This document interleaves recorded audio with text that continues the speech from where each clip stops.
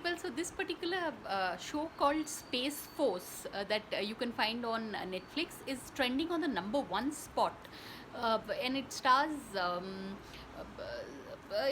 Lisa Kudrow and Steve.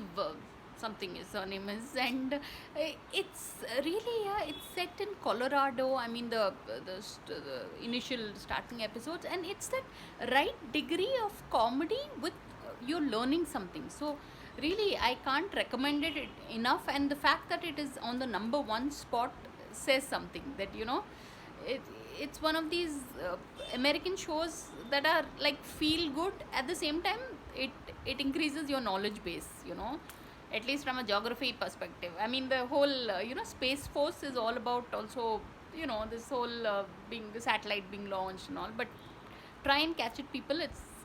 It's trending on the number one spot on Netflix, and it's one show that you should see.